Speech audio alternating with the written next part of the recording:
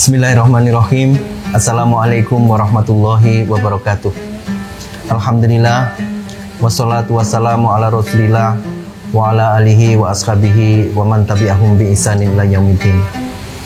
Para pemirsa, alhamdulillah kita bersyukur kepada Allah Subhanahu wa taala. Mudah-mudahan kita bisa menjalankan ibadah puasa Ramadan dan kita bisa sukses meraih derajat takwa.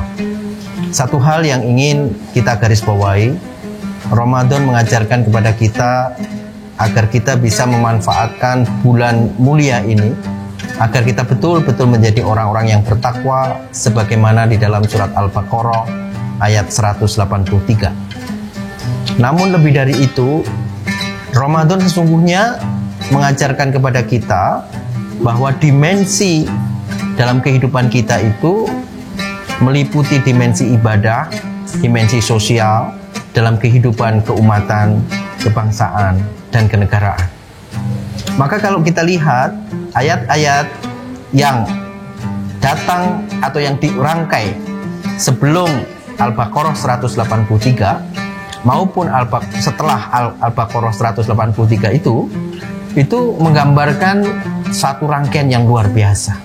Diawali mulai dari ayat yang 177 dan diakhiri sampai ayat yang 208. Para pemirsa, kalau kita lihat ayat 177, itu juga bagian tentang cara-cara dan unsur-unsur yang dibutuhkan bagi seorang muslim untuk meningkatkan ketakwaannya, meraih derajat takwa.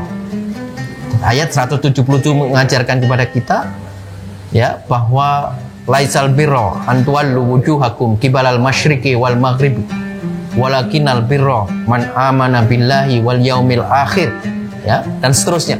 Itu menggambarkan ayat-ayat tentang keimanan, tetapi kemudian diakhiri dalam ayat itu ulaikal ladzina shadaku wa ulaika humul muttaqun.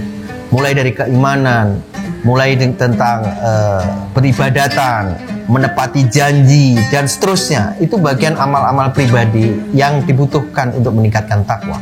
Tetapi yang menarik adalah ayat 178, 179, 180, dan seterusnya mengajarkan kepada kita dimensi takwa itu tidak hanya berhenti pada keimanan, tidak hanya berhenti pada sholat, infak, ataupun puasa, tetapi di sana mengajarkan kepada kita bahwa cara mencapai takwa adalah menegakkan hukum pidana dan hukum perdata.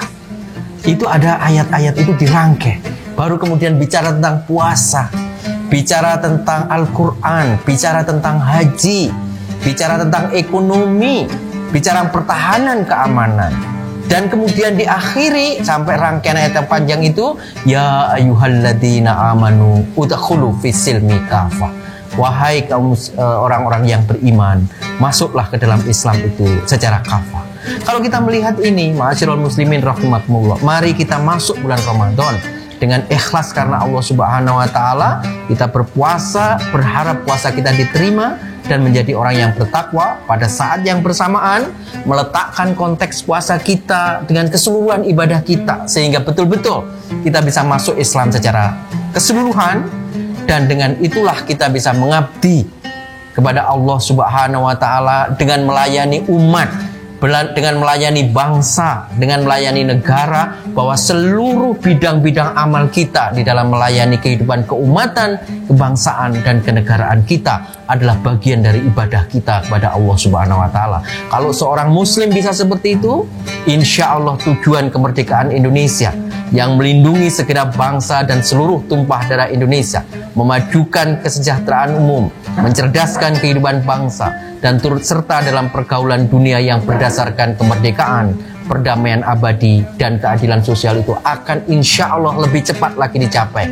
Sehingga kita bisa mewarisi para pendiri bangsa ini, para tokoh-tokoh ulama, para pejuang-pejuang kemerdekaan, kita merawat agar Indonesia ini mencapai tujuan kemerdekaannya. Mudah-mudahan puasa kita diterima oleh Allah Subhanahu wa taala. Selamat menjalani ibadah Ramadan. Assalamualaikum warahmatullahi wabarakatuh.